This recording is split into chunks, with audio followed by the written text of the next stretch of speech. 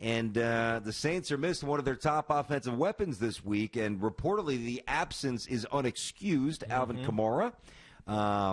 Some have reported that he's tending to injury, while others have reported that the lack of participation is contract-related. You would like to see this get resolved, inside of 10 days at the start of the season for a team with a chance to win a championship. Where are we going with this? Yeah, no, this is interesting. So we've had this conversation often about running backs in the National Football League, and Alvin's just he's one of many who are not many, one of a handful who are necessary parts of a team.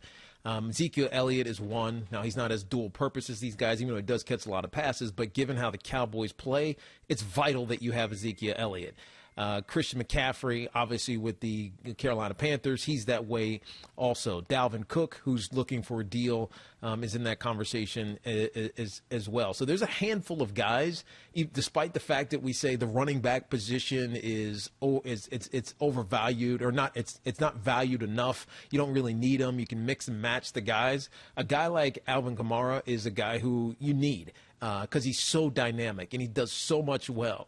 Now, the interesting thing is, if you just go stat hunting on him, you're going to say, he's never rushed for 1,000 yards. Yeah, he does this and that. He catches this many passes. But, I mean, statistically, he doesn't look like he's a stud. But when you aggregate what he does, he's a stud. He's one of only 4 backs in the history of the National Football League to have 2,000 yards, both rushing and receiving, in his first 3 years of his career. The other one is Christian McCaffrey. Roger Craig did it, and Herschel Walker did it. So when you talk about usage, now they don't have a usage percentage in the National Football League like they do in the NBA and some other sports, but Alvin Kamara is the guy who kind of is a catalyst for everything that happens for the Saints offense and is so important to Drew Brees. And so why he's looking for new money? Because he was a third-round pick out of Tennessee. He's made in total $3.5 million in his 3 years, so basically nothing. And he's far outplayed his contract. He deserves to be paid what some of these other running backs are being paid. The issue is the New Orleans Saints, because they've they've borrowed from the future salary cap, right? They're $13 million over the cap right now. Obviously they have cuts coming up. They go from 80 to 53, but they're $13 million over the cap. They can't give him the deal that he deserves right now. Well, the Vikings were over the cap, too, and they found a way to acquire Ngakoue. There's always a way. Yes, but Ngakoue kind of is taking a pay cut to go there. But it's still $13 million they got to cut the check for. It's $13 million from 17 or 18. I don't disagree. And there's obviously ways to do it. And you got to restructure. Come on, Drew. Put some money on the table, Drew. No, but if you restructure Drew, then you got to extend Drew. Well, that's true, too. You know what I mean? So they don't want to do that. I think they'll find a way to get this done because at the end of the day, it comes down to fairness, right? And Alvin he's so dynamic. He deserves to be making at least $12 million a year and probably more. But they just can't do it right now. So thus the impasse. This is not an anomaly, what I'm about to read here. I'm looking at the stats from last year, right? And there's more stats clearly than just total yards. Because total yards don't give you the whole the impact. Dynamic set of qualities. Yeah, they don't give you the impact. They give you production, but not impact. Yeah, you could lead the league in rushing and average 4.1 yards a carry. Some guy could be 7th and average 5.2. That's right. Got it. But it is an interesting snapshot. Let's go for a ride for a minute. Derrick Henry, all right, led the league in rushing. We know that. Second-round pick, 45th overall. Second-round pick. Nick Chubb, second in the NFL in rushing a year ago. Round 2, 35th overall. Yep. McCaffrey, we know him. He was top 10, number 8, I believe. Zeke was number 4. Yeah. He was top 5. He was 4th. Chris Carson. What's that, T? Yeah, I was going to say Saquon was 2. No, yeah, but I'm just saying in terms of last year's rushing. Saquon was 2. Yeah. But just the rushing stats here. Chris Carson was 5th in the NFL in rushing last season. He was a former 7th-round pick, number 249 overall. The 6th most rushing yards was a quarterback, Lamar Jackson. The 7th most rushing yards was a guy who just got cut yesterday, Leonard Fournette. The 8th most is Josh Jacobs, late 21st overall, something like that. Yep. I know a first-round pick. Joe Mixon, they just paid him, rightfully so. 9th total yards rushing. He was a second-round pick as well. Number 10 was Dalvin Cook, who was also a second-round pick, and number 11 was Marlon Mack, who I believe was third, maybe even fourth round. Yeah. So it's unfortunate because these guys come in and they impact the league and they pop right away. And they burn, 2 or 3 years of their prime by getting popped and getting, really ridden into the ground. 280-plus touches. Yeah. You mix in 220 carries, 70, 80 catches, whatever it might be. Maybe some special teams early for some of these guys. And then all of a sudden, you're 25, 26. Well, you're going to break it off for me. And most teams don't. Yes. Most teams don't. So I don't know what the answer is. I know that it's a problem. You know what I would recommend? Here's what I would recommend. I would almost tell every college running back, just move to the slot. Become a receiver. Yeah, right. Seriously, become more useful. And you're going to do the same things anyways. You know what I mean? So become more useful monetarily when you get in the National Football League, because if you're good enough, they'll hand you the ball off. It's just a matter of perceptually figuring out a way to get paid. Now, I think stats are one thing, and I know you ran through those, and like if you look at Christian McCaffrey, he barely rushed for 1,000 yards. It was kind of similar to when McCaffrey. Yeah, no, he had almost 1,400. Or 2 years ago, he rushed 2 years ago. He rushed just for 1,000 yards. But it reminds me of when Marshall Faulk rushed for his 1,000 yards and 1,000 yards. It was his. I forget what year it was, but whatever it was, he had like 1,080 something yards, so 1,800 or 1,000. I'm going to look it up. Keep going. It might have been a little bit more. Of I'll that. find it for you. And then he had 1,000 yards receiving, and ultimately, he had 1,200, 2,300 or something all-purpose yards that year.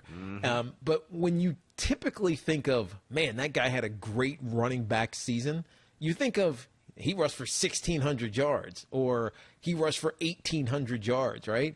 But in reality, what's happened in football, and this is where Alvin is disadvantaged by people who want to look at stats, as that instead of turning around and handing it off to him, they say go scat free, right? You have no blocking responsibility. Yeah. If the guy that you're supposed to block comes, guess what? You're getting the football. Go make something happen. So that's a rush. You know what I mean? It's a carry, but it's not. They just throw it to you.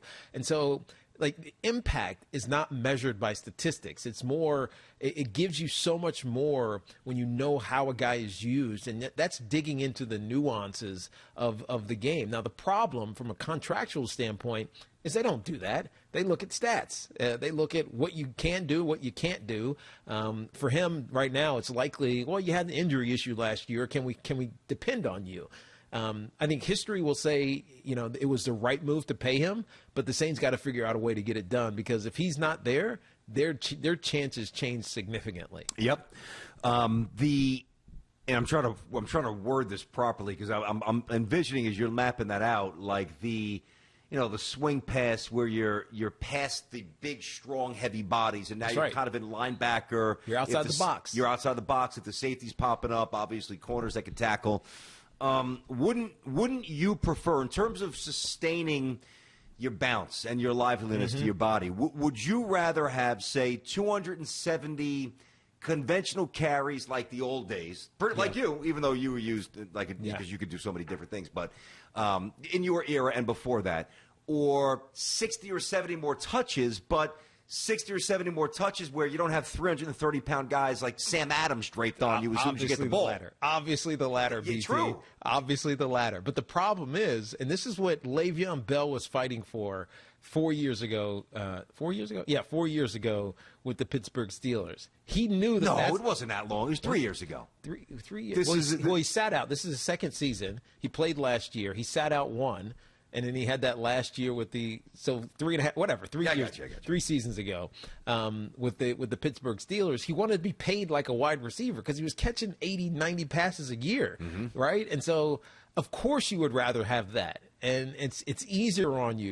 You're actually at an advantage if you're shifty, like a lot of these guys are, when you have open space and you still have a big body to run through tackle. So versus a corner or a linebacker, you're winning 80% of the time. Yep. A linebacker, you're winning maybe 40% of the time. So of course you would want that, but in order to truly value a running back doing that, they're going to have to start getting paid like these guys that catch the football, and they're not right now. I mean, Christian McCaffrey is, because he's more – that's more like you're the icon of our team, like contract. But most of these other running backs aren't going to get paid that way. No, I got you. And here's the numbers, by the way, on Marshall from 99. It was 99. Yeah. And it was 1,381 yards rushing. Oh, so it's more rushing than I thought. Yep, and 1,048 receiving. No, maybe that's what I was thinking of. Yeah, exactly. You just had a flip, but you had a barely, one of them was barely over 1,000. You know, I just want to see something. This will take 10 seconds. Let me just pop something up on Tiki here.